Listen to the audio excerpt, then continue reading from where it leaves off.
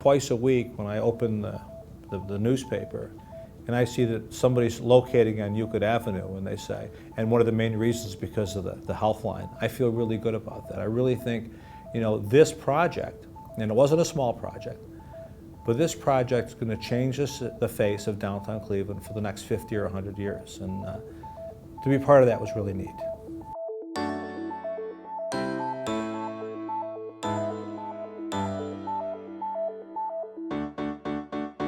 The city of Cleveland needed a better way to connect its two major employment hubs, which are, in our terminology, Public Square and University Circle.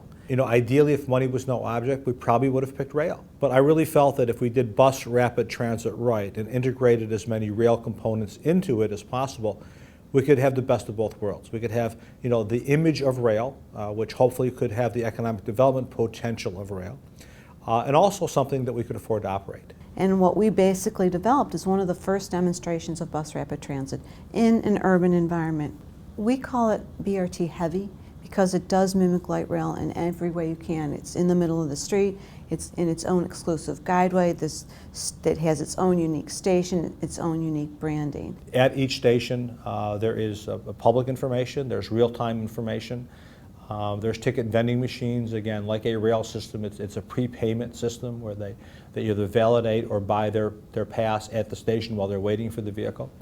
When the vehicle pulls in, we've integrated a precision docking system where, again, like a rail system, the gap between the platform and the vehicle is very, very small, typically 3 or 4 inches. So again, it's very easy to get on and off. But more importantly, when a vehicle stops, it stops for a shorter duration because of the off-board fare collection. Multiple doors open, people get on and off freely. There's no wait or dwell time getting on or off. The best story, which is that we were tracking very closely what economic development was to be along the corridor. We had a number of about $2.4 million, and we published that. The newspapers asked for that number. And like the media can be sometimes, they question that number. They came in and said, where'd you come up with the data? Show me your data, which we did. And they came back and said, Joe, you're wrong, it's $4.3 billion worth. So obviously we used their number.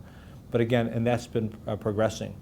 Our local paper also did a story 1 year after the opening, which basically said that most of the development, even in this very, very difficult recessionary times that's happening in the region, is happening along the corridor, and it's not just happening by accident. We see people investing in landscaping, in businesses. There are businesses that are cropping up along Euclid to take advantage of it. They have an asset in a station being across the street or very close to them, where so many people an hour a day are going to get off, and their business is right there. Early on, the developers might not have been the biggest supporters because many developers didn't understand what we were doing, and many developers, are not friends of public transit. They just don't want a bus stop anywhere near their store. That's the unfortunate truth that we all deal with. And again, we worked with them. We tried to show them the positives, not the negatives.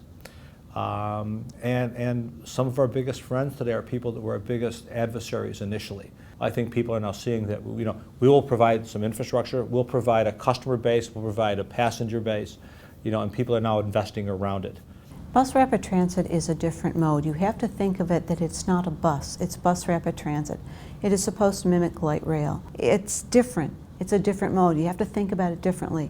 And people do recognize the difference, that it's a higher quality ride, it's faster, it's quicker, it's more convenient, and it's new, and it's of the next century.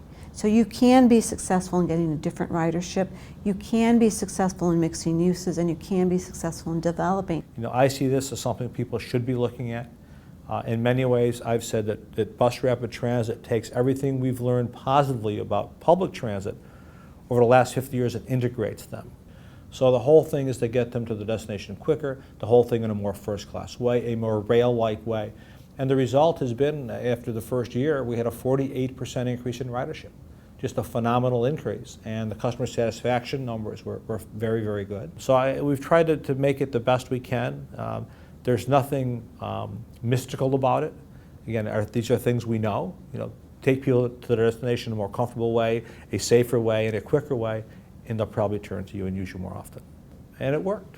The great news is it worked, people use it, people love it, and people are copying it. So I think that's probably the best thing.